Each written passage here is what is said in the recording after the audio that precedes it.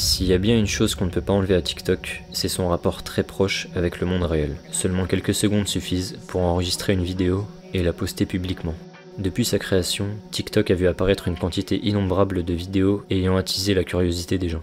Beaucoup de contenu axé sur le paranormal parmi celles-ci, mais également, dans une infime partie, des vidéos totalement réelles sur des événements de la vraie vie, qu'ils soient horriblement glauques ou juste mystérieux.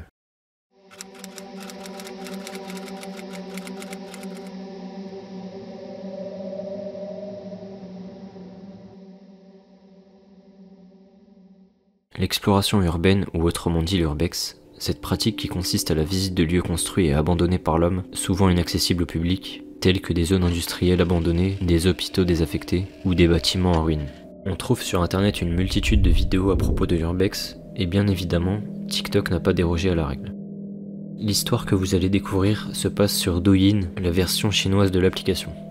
Un certain utilisateur, du nom de Beanbag Adventure, postait sur son compte Douyin ses explorations urbaines dans divers lieux abandonnés. Étant accoutumé de la pratique, il avait pour ambition d'explorer un nouveau lieu regorgeant de mystères. Un bâtiment abandonné qui s'apparentait à un laboratoire désaffecté.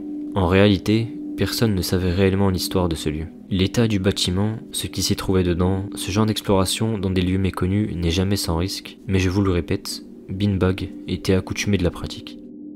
Néanmoins, dans l'urbex, on n'est jamais à l'abri de découvrir des choses absolument folles et surprenantes, et ça, cet explorateur chinois le comprendra parfaitement lors de cette expédition. Sur cette photo, on peut voir l'explorateur au premier plan et au second, le laboratoire abandonné. Vous l'aurez compris, cette photo précède tout juste l'urbex qui se déroulera seulement quelques minutes après.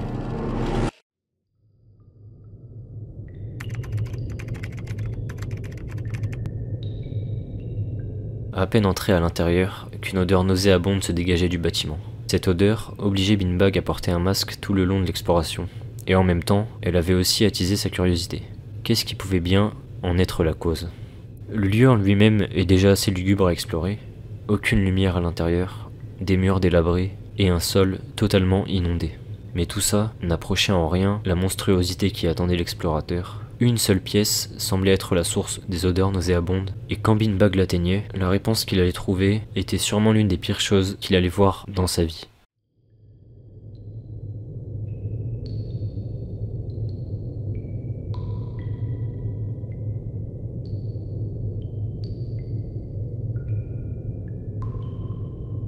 Pour des raisons évidentes, la vidéo sera censurée, et si vous voulez comprendre pourquoi, dans cette pièce se trouvait une structure s'apparentant à un bassin légèrement rempli d'une eau putride et verte, mais aussi, et surtout, rempli de bébés en décomposition.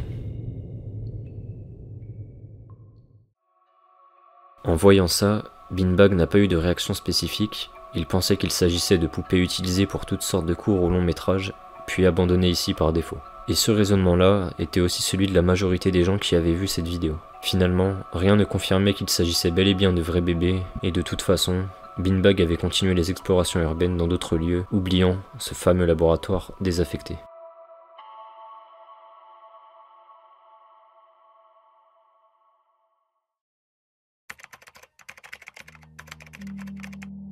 Il aura fallu quelques mois avant que Beanbag ne se décide de retourner voir ce lieu si mystérieux et mettre fin au doute. Cette fois-ci, c'était sûr, il n'était plus le seul à s'être rendu dans cette pièce. Des bouteilles au sol qui n'étaient pas là la première fois, mais aussi et surtout, des vêtements d'enfants jetés au sol, juste devant ce fameux bassin.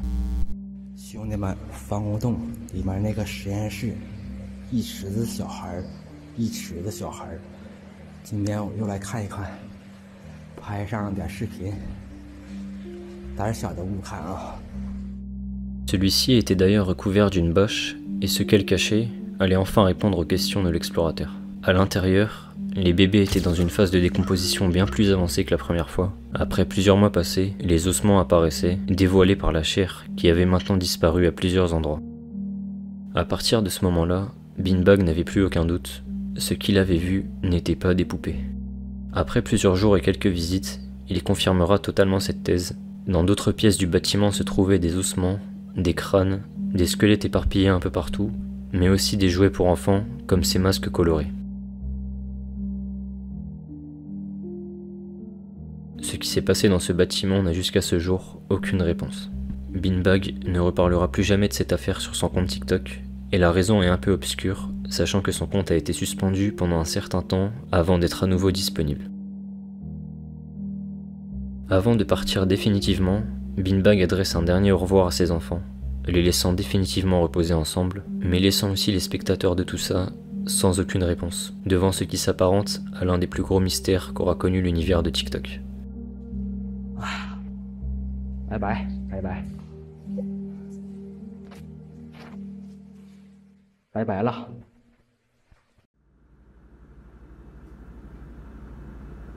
Now to an update on a Utah man who went missing 2 years ago.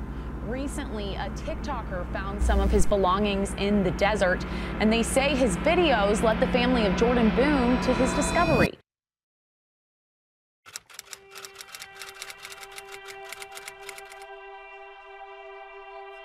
Le 22 mai 2023, dans le désert de l'Utah, aux États-Unis. Ryan, un homme qui se décrit comme un aventurier passionné par l'exploration de zones chargées d'histoire, fait une expédition dans le désert à la recherche d'artefacts archéologiques. C'est pendant celle-ci qu'il fera une découverte totalement inattendue qu'il ne pouvait s'empêcher de partager. What?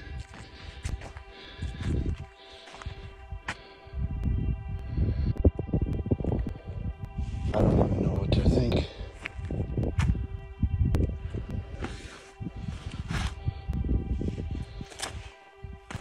What the hell? There's another backpack down there. Clothes. Blankets. Well, that's creepy. This is way creepy. Un sac, une guitare, des affaires qui appartenaient certainement à quelqu'un, en plein désert. Il n'y avait aucun doute, il s'était passé quelque chose d'étrange pour que cela puisse arriver. La vidéo était devenue sans surprise virale et elle avait attisé la curiosité d'un grand nombre de personnes qui n'ont pas perdu une seconde pour émettre toutes sortes de théories. Mais la grande majorité était persuadée qu'il s'agissait d'une scène de crime, d'autant plus qu'un cas de disparition avait été annoncé il y a quelques années au Nouveau-Mexique, état voisin de l'Utah. Une certaine Melissa Crabtree, une musicienne mystérieusement disparue depuis 2020. Cette piste-là va rapidement être abandonnée quand des rebondissements vont apparaître dans l'enquête seulement quelques jours après. I was sent a message by that family member letting me know that they had confirmed the identity of the owner of those items. So, the owner of those items happened to be Jordan Boone, a man who went missing about a year and a half ago. Jordan Boone. On apprend que c'était le nom du propriétaire de ces affaires, qui ont été reconnues et confirmées par sa propre famille. On avait donc un individu désigné qui était porté disparu, mais avant de poursuivre sur l'enquête, qui était-il et depuis quand ne l'a-t-on plus vu? Jordan Boone était âgé de 36 ans avant sa disparition, en 2021. Il est décrit par sa petite sœur comme un écrivain talentueux, mais aussi un musicien, artiste et photographe. En gros, un homme accompli qui avait en plus de tout ça, un grand cœur. Naturellement, en apprenant ça, la question qui vient à l'esprit est la suivante. Comment a-t-il pu disparaître du jour au lendemain? A-t-il été victime d'un crime ou d'un accident tragique?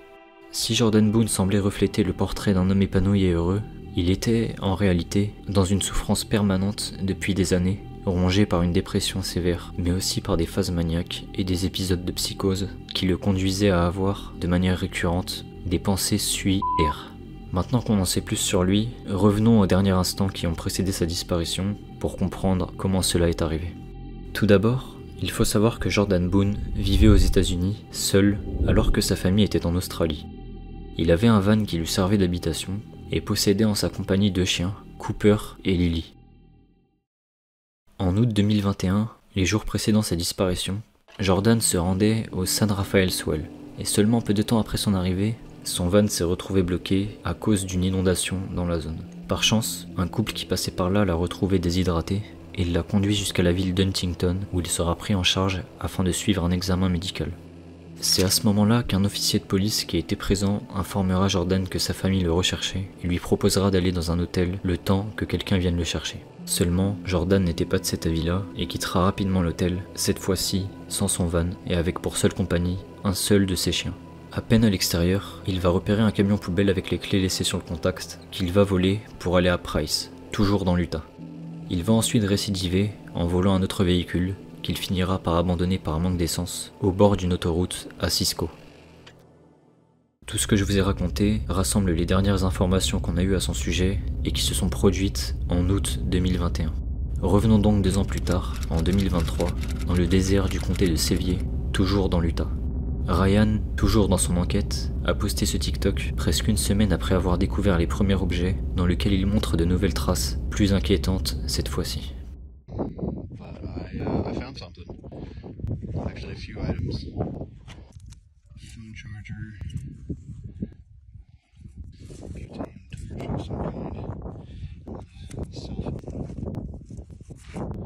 I'm not quite sure what to do. Oh, and then there's the watch.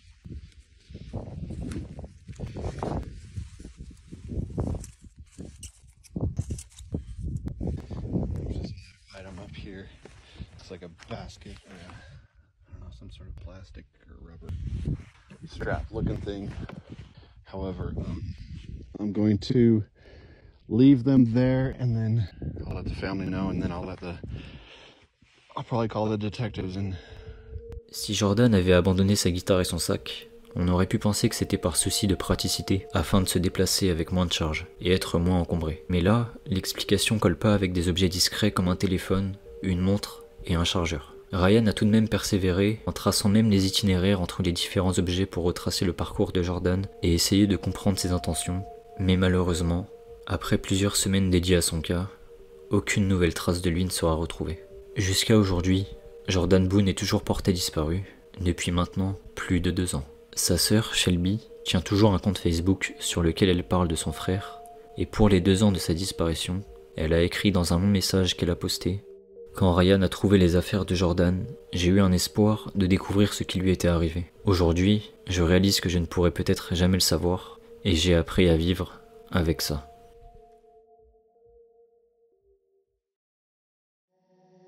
À mon avis, il y a très peu de chances qu'il soit retrouvé, et si ça devait arriver, ce serait dans des circonstances tragiques. En tout cas, comptez sur moi pour vous tenir au courant sur les éventuels rebondissements de cette affaire.